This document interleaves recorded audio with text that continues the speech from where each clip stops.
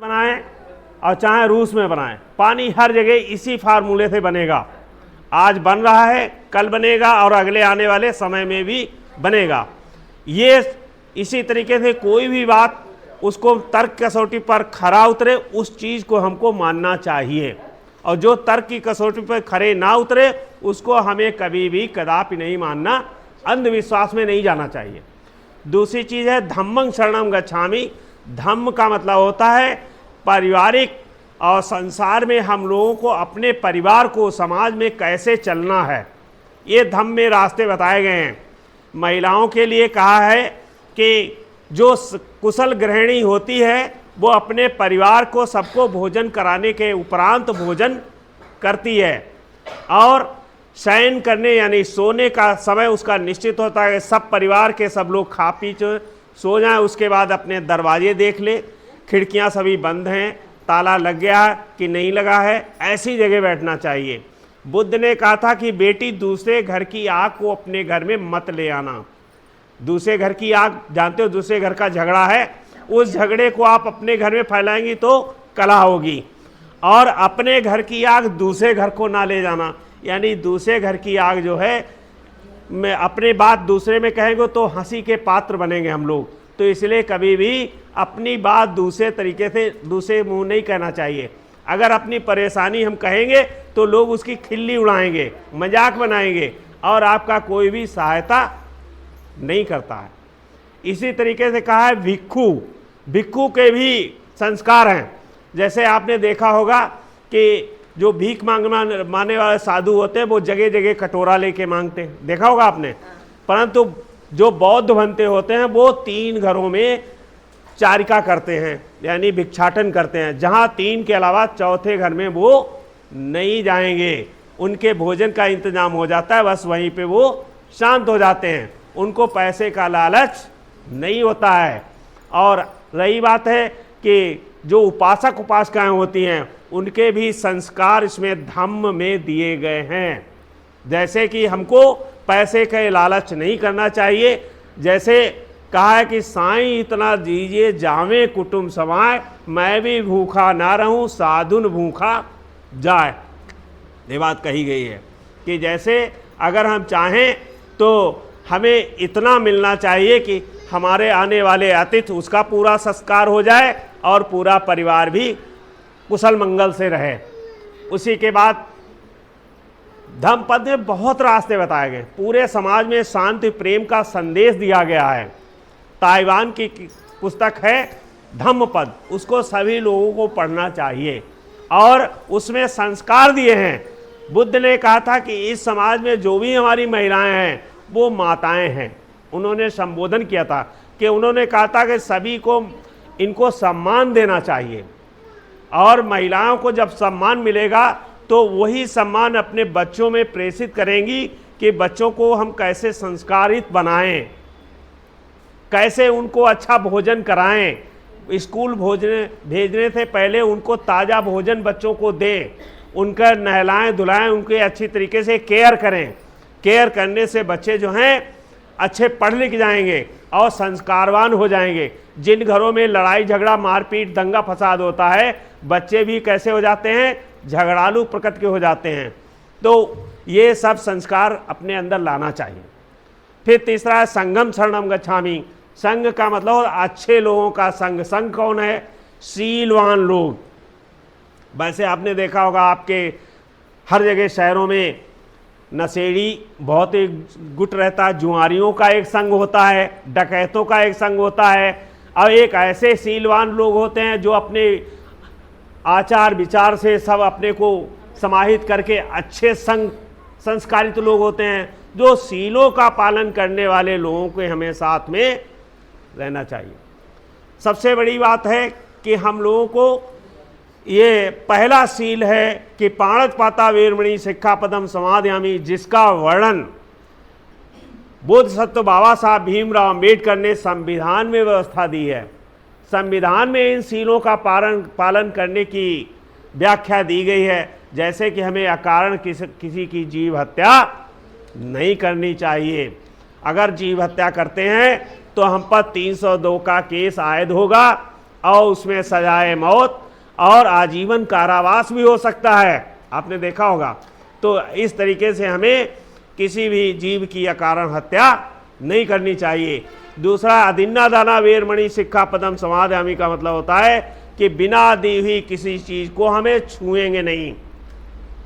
अगर ऐसा हम करते हैं तो मान लो किसी का बैग गिर गया, किसी का गहना गिर गया, उसको वो अगर दोबारा हम वापस करेंगे तो हमारी इमेज जो है, हमारी इमेज समाज के बीच कैसी जाएगी? ईमानदारी की जाएगी, और हमको लोग इज्जत की नज़र से देखेंगे। अगर वही चीज़ हमने छुपा के रख ली तो समाज में जब झाड़ा लिया जाएगा या जांच की जाएगी, अगर पकड़े जाएंगे तो समाज के सामने हमको क्या होगा? लज्जित होना पड़ेगा। उस लज्जित होने के लिए हमें नहीं, ऐसा काम नहीं करना चाहिए। 379 धारा का उल्लेख है अदिन्ना दाना वेरमणि में, आप समझे? जैसे कि अगर कोई चोर होता है समाज में, अगर वो पकड़ा जाता है, उसको जेल होती है, तो उसको पत्नी भी अपने घर से जब जाती है तो कहती तुम तो बातें ना करो, तुम्हारा पति तो चोर है, और चोर की पत्नी तुम भी ना चोरी कर लो हमारे घर में, तो घुसने नहीं देंगे, आपके साथ गलत व्यवहार करेंगे। ऐसा। और अगर बच्चा स्कूल में जा रहा है, बच्चे से भी टांट कसेंगे, बच्चे कहेंगे अरे तुम तो चुप रहो, तुम्हारे पिता तो हैं चोर और तो तुम भी चोर हो जाओगे। तो ये टांटिंग से बचने के लिए हमको कभी भी ये चीज़ नहीं करनी चाहिए। तीसरा है कामे सुविच्छाचारा वेरमणि सिक्खा पदम समादयामि का मतलब है कि हमें समाज में जो माताएं बहनें या बेटियां हैं उनकी पूर्ण इज्जत करते हुए उनको, उनके अगर कोई लड़की रास्ता भटक रही है उसको हम इज्जत सहित घर पर भेज आएंगे, तो लड़की कहेगी हमारा भाई हमको घर भेज गया, हम भी कहेंगे अपनी बहन को हम इज्जत से घर भेज आए हैं, पूरा सम्मान दे रहे हैं। तो अगर ऐसा हम पूरे समाज में, पूरे विश्व में सभी महिलाओं को हम ऐसी इज्जत से देखेंगे तो बताइए कहीं 376 धारा की गुंजाइश है? बताइए आप लोग। अगर बिना कहीं पुलिस की ज़रूरत नहीं पड़ेगी, न्यायालय की ज़रूरत नहीं पड़ेगी, और पूरा संसार जो है सुखमय जीवन जीवित करेगा रहेगा, और समाज में महिलाएं जो हैं इंसान की ज़िंदगी जिएंगी, है नहीं? चौथा है हमें कभी भी चालबाजी की बातें, झूठ आवाज़ नहीं बोलना चाहिए। अगर हम किसी की चुगली करते हैं, झूठ बोलते हैं, तो ये 420 धारा में आता है, और इससे दंगे फसाद होते हैं, आपस में मारपीट हो जाती है। ये कभी नहीं करना चाहिए। सबसे लास्ट में है सुरा मेरे मज्ज पमादर ठाना बेरमणि सिक्खा पदम समादयामि का मतलब होता है हमें कभी भी नशीले पदार्थों का सेवन नहीं करना चाहिए। अगर हम ऐसा करते हैं तो आपने देखा होगा अमूमन जो अल्कोहलिक यानी जो सेवन करते हैं नशा का, उनके नर्वस सिस्टम फेल हो जाता है, क्योंकि ब्लड सर्कुलेशन बढ़ जाता है और उसका सीधा मस्तिष्क पे असर पड़ता है। तो हम कहीं पैर रखना कहीं चाहते हैं, पैर हमारे दूसरी जगह गिर जाते हैं और लड़खड़ा जाते हैं, गिर जाते हैं, और उसके साथ जो तामसी भोजन करते हैं उससे परिवारों में लड़ाई झगड़ा मारपीट। आए दिन अखबारों में आप लोग पढ़ते होंगे कि फला पति ने शराब के नशे में अपनी पत्नी को मार डाला, किसी ने कहा घर में आग लगा दी, किसी ने कुछ कर दिया। कितना अशांति फैलती है। अगर हम ये चीज़ नहीं करेंगे तो समाज में शांति आएगी। अपने जो पैसा हम इस पे खर्च करते हैं वो अपने बच्चों की पढ़ाई पे खर्च करना चाहिए। अमूमन यदि आदमी 15 साल से शराब या नशे का सेवन करता है, अपनी ज़िंदगी के 80 लाख रुपया बर्बाद करता है, और यदि खाली बीड़ी सिगरेट ही पीता है तो वो 40 लाख रुपया बर्बाद करता है। अगर 40 लाख का गांव गिरवान में आपने देखा, 40 लाख का मकान तो शहरों में बहुत अच्छा होता है, होता नहीं होता है? और 1 करोड़ रुपए तो कितने हुए जाके। अगर वो सब पैसे की बर्बादी ही तो है, और शरीर में हजारों रोग लग जाते हैं। तो ऐसे ये चीज़ कभी भी नशा सेवन से दूर रहना चाहिए। एक ने लिखा है कि हम जगह जगह शराब को निषेधात्मक बात करते हैं। कुछ लोग कहे अरे शराब में तो दोस्ती होती है, शराब में क्या होती है? मित्रता होती है, एक ने कहा। और कहा कि अरे शराब तो बड़ी अच्छी चीज़ है। हमने कहा हाँ भाई अच्छी चीज़ है। तो किसी ने कहा है कि 5 फायदे भी शराबियों के हैं। कौन फायदे शराब के हैं मालूम सबको है? किसी को? हमने बताए थे एक बार हंसी हंसी में। पहला है कि कोई शराबी आदमी होता है तो उसको घर में जो है गद्दा रजाई बनाने की ज़रूरत नहीं पड़ेगी। शराबी आदमी को जहाँ शराब पिए वहीं लुढ़क गया और बस वो वहीं सो गया। दूसरा है घर में दरवाजे खिड़की लगाने की कोई ज़रूरत नहीं, क्योंकि जब सामाने नहीं तो चोर चोरी का कोई डर नहीं होता है। तीसरा है कि घर में जो है कुत्ते बिल्ली नहीं आते कभी। घर में क्या है, कुत्ते बिल्ली आएंगे नहीं। क्यों नहीं आएंगे? क्योंकि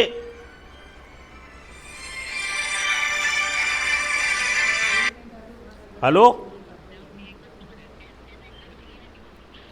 अरे वहीं रख दो घर पे आप, ठीक है भाई, घर में पूछ लो। अरे पूछ लो, हम बाहर हैं, ठीक। तो उसमें सबसे बड़ी बात है कि हमारे जो शराबी होता है वो व्यक्ति जो है अपने आमदनी का सारा पैसा नशे में वेस्ट कर देता है, ख़त्म कर देता है। तो उसको जो है जब घर में कुछ होगा ही नहीं तो कुत्ते बिल्ली आएंगे क्या?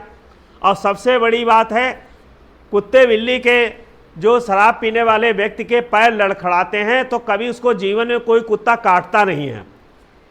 जब शराब पी के आदमी चलता है तो उसके पैर लड़खड़ाते हैं तो कुत्ता भी कहता है ये हमारी बिरादरी का आदमी है, इसको मत छेड़ो। तो कभी भी उसको जीवन में शराबी आदमी कोई कुत्ता नहीं काटता है। तो ये 5 हमने बताएं ऐसे ही कि लोगों के मजाक में, इससे जो लोगों के अंदर सुधार आ जाए, सुधारात्मक चीज़ है। इसी क्रम में अभी तो हमने सूक्ष्म रूप से तृष्ण पंचशील का आपको हिंदी में सरलतम भाषा में समझाने का प्रयास किया है। इसी के साथ हम चाहते हैं कि अब यहाँ पर बैठे हुए आप भी सोचते हो कि कहाँ से आकर के हमारे बीच बोलने लगे, कोई कुछ परिचय भी नहीं है। तो हम भी आप लोगों को किसी बच्चों के नाम से परिचित नहीं हैं, तो परिचय का कार्यक्रम की कड़ी में अपने से हम शुरुआत करते हैं। मेरा नाम ज्ञा प्रसाद प्रभाकर है, मैं मुंशी गैस गोदाम के निकट रहता हूँ और मैं पेशे से शिक्षक रहा हूँ।